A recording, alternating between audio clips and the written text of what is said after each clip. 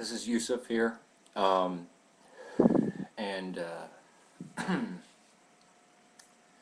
how should I put this?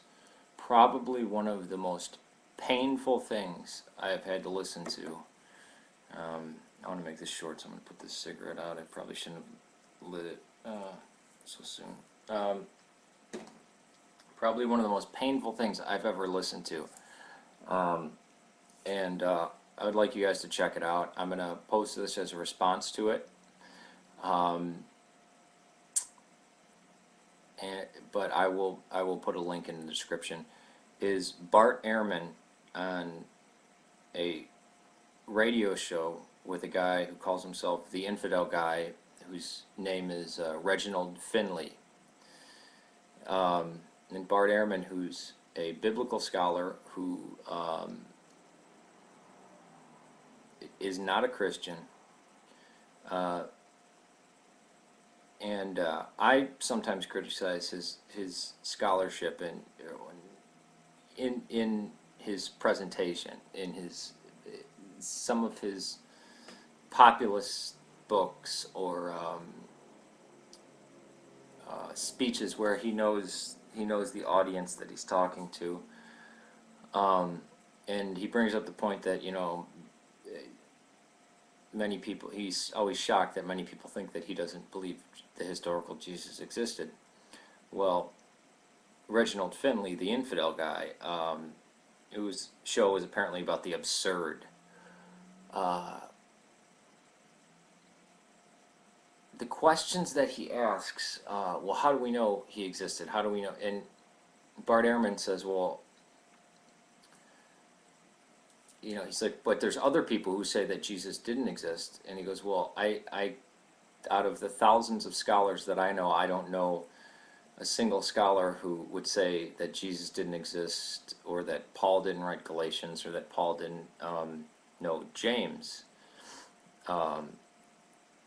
And he starts talking about disinterested comments. And when he says, well, I don't know a single serious scholar that would doubt that Paul wrote Galatians or that Jesus existed, the talk show host Reginald Finlay goes,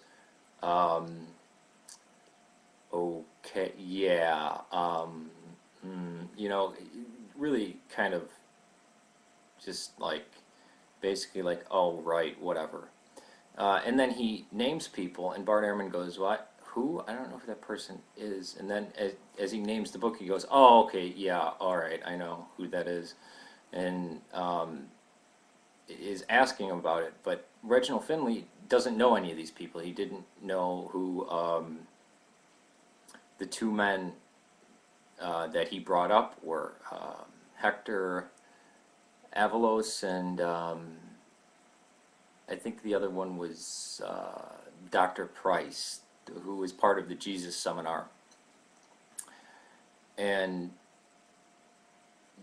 if through listening, you can tell that he's getting these names from basically like an internet chat room that people can listen in on and post their responses. And I guess his fans that regularly listen to him blew up the basically shot up the chat room with all these things like Jesus didn't exist. Ask him this. What about this? What about this person? And so Reginald Finley is asking him about these guys, and he says, well, when did Hector Avalos say that Jesus didn't exist, or that Paul didn't write Galatians? And Reginald Finley goes, well, I don't know. This is what just the people are saying. And then, he, it's very funny. It's somebody who knows nothing about the topic, who doesn't. There's many atheists out there who just don't want Jesus to have existed and I've come across these people that, let me see if I can get the room lighter. There it goes.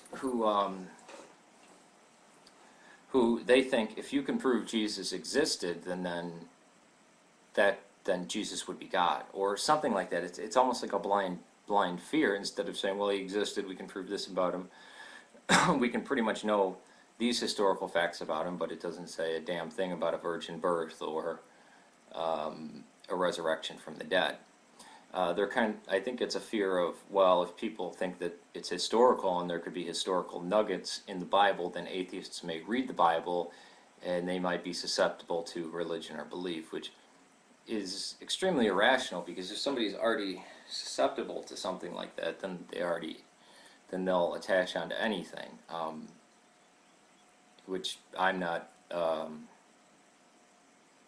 I don't read the Bible to know to for, I don't know, I guess for faith or for anything like that. And again, I have problems with the word faith and belief, because I think they're, in our language, I'd have to say I don't believe in belief or faith when it comes to the existing one, I guess. It's hard to use Eastern Orthodox terms when speaking, and you know most people who are going to hear what you're going to say aren't Eastern Orthodox, so they're going to misunderstand. But it's if I were to sit in a room with Albert Einstein and say, well, how do we know E equals mc squared? And Albert Einstein would say, well, it's proven. Well, how is it proven? And I mean, on a radio talk show, you can't really do that. And he goes, well, out of all the scholars, or out of all the mathematicians I know, they've agreed with me that it's right. And I'd say, all the scholars you know, out of all the mathematicians you know. I mean, it's very silly, and it's sad that atheists have to grab at straws like this, because in the last couple of videos I've mentioned the biographies of almost any ancient character. They have, whether religious or not, they're surrounded by you know, kind of magical things, which back in the day, the intervention of the gods, miracles were normal. You would put them in there. You wouldn't, you know, that's what was reported about them. It's, you know, you'd include that. And the stunning thing is, what somebody left a comment saying, well, do we have any information outside of the Bible that talks about Jesus anywhere around the time that he lived? And I listed 5 people who had lived within 100 years of Jesus. The amazing thing is that most biographies are written hundreds of years afterwards. That's the that's usually when a historian would write. They wouldn't. I mean, it was only up until about the very, very, very late Middle Ages, early Renaissance, where you would write a history from ancient times up to your present date. And this person that left the comment doesn't seem to understand that the New Testament is a collection of letters, of an apocalypse, of what are known as Gospels, and of basically a history. Now, I'm not going to say how accurate any of this stuff is, because people will have to figure that out for themselves, but you have the book of Acts, you have 4 accounts of the life of Jesus, you have multiple epistles, some written to specific communities, some that are basically like encyclicals known as Catholic epistles, and then you have tacked onto the back the Apocalypse of John. And then, of course, there's Hebrews, which is a very enigmatic, I guess, piece of writing. Now, these were all written by different people. Yes, Paul had a grouping in there that he wrote. Even the ones that are doubted, that people doubt, that say, well, Paul didn't write these, were still written in very close proximity to the lifetime of Jesus. So, well, Paul didn't know Jesus. Well, Paul was one of the earliest writers. I think, from what I have researched about the Gospels, I believe Mark to be, well, Mark in the form that we have it now is probably from 60s, 70s, but that a large chunk of Mark was from almost immediately after the crucifixion. And some of the earliest sources outside of the Bible say that Peter had a hand in Mark, that either Peter had conveyed this information to the writer of Mark, or that there was some other writing that was basically an account of Peter that was put into what we now call Mark. And if you see how fast it moves, how few miracles, how few parables, how it's just boom, boom, immediately, him going here, there, and then like a third of the book, the actual crucifixion. And when we look back into it, there's no anachronisms in pretty much anything in the New Testament. The way the Romans would have killed people, and for a long time, a lot of this was lost until recent archaeology finds out, oh my gosh, that actually adds up. The thing about building a tower around a vineyard, no, that's would probably be a medieval idea. Well, they go through the Galilee and they do archaeological excavations, and every vineyard has this guard tower. Down to the weapons of what he was killed with. That's not saying that every conversation in the Gospels happened the way they said it happened, or the blame goes on the people who they're trying to blame, or the point of the Gospels. But these were all written. The Gospels were written by different people at different places for different purposes. Same thing with the epistles. And with the exception of probably two writings, two of the books of the 27 in our New Testament, our modern day New Testament,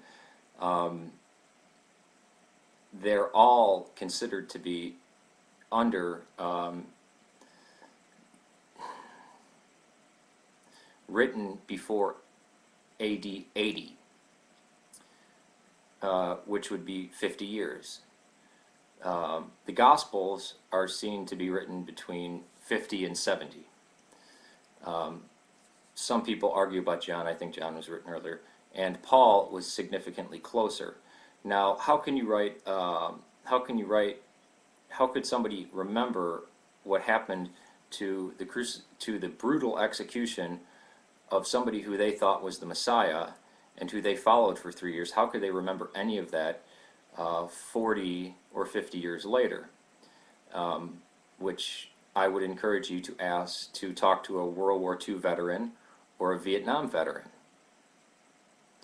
Because to say, oh, because it was written down, because the final form of what we had was written down decades later, it's not reliable. Well, so when the History Channel interviews people from even World War I, World War II, the Korean War, Vietnam, their testimony isn't reliable. And I mean, it's beyond ridiculous. It's just grasping at straws. I'll put a link. I'll try to you put this as a response, but this is absolutely painful to listen to. Somebody who is a well-known Bible scholar, who's probably one of the most respected in his field, even though he's not a Christian, he doubts the miracles of Christ. Basically arguing against somebody who knows nothing about the topic and is just spouting out names that he sees on a chat room. And he's interviewing him, and then he's trying to be like, oh, yeah, right, really being a jackass to him, and just trying to say, well, I just doubt that happened. We should just doubt, which I don't know if he applies this to the Holocaust, to the moon landing, that the Vietnam War didn't happen, what this person thinks about September 11th, but it seems that people will call you an idiot if you doubt the Holocaust, the moon landing, the Vietnam War, wild conspiracy, or if you say the Twin Towers were bombed by Israel or something, they'll say you're insane. Or if you say you don't believe Alexander the Great existed, the Roman Empire didn't exist, Mohammed didn't exist, but yet when it comes to anything to do with the New Testament, wow, you're insane for thinking that any of this could have possibly taken place. And he even says, well, weren't there many Jesus Christs? Jesus was his first name. Christ means Messiah, but he keeps asking, weren't there many Jesus Christs? to ask that is to show how not even ignorant but stupid you are. And he keeps making more. Weren't there many Jesus Christs? Peace to you. May God save Serbia. Well, Reginald Finley, the Infidel Guy, whose show was apparently about the absurd. The questions that he asks, well, how do we know he existed? How do we know? And Bart Ehrman says, well, you know, he's like, but there's other people who say that Jesus didn't exist. And he goes, well, I out of the thousands of scholars that I know, I don't know a single scholar who would say that. I'm going to post this as a response to it. But I will put a link in the description. Is Bart Ehrman on a radio show with a guy who calls himself the Infidel Guy, whose name is Reginald Finley. And Bart Ehrman, who's a biblical scholar who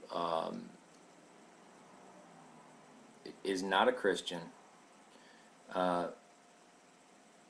and I sometimes criticize his scholarship and in his presentation, in his some of his populist books or speeches where he knows the audience that he's talking to, and he brings up the point that, you know,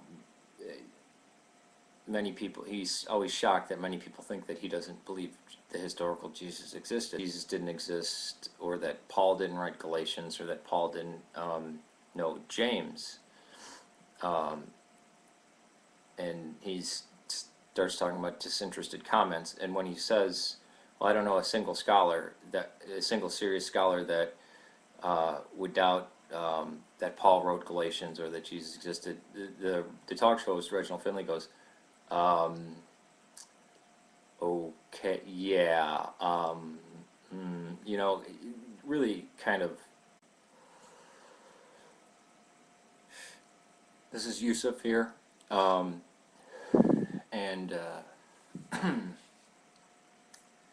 how should I put this? Probably one of the most painful things I've had to listen to. I want to make this short, so I'm going to put this cigarette out. I probably shouldn't have lit it so soon. Probably one of the most painful things I've ever listened to. And I would like you guys to check it out.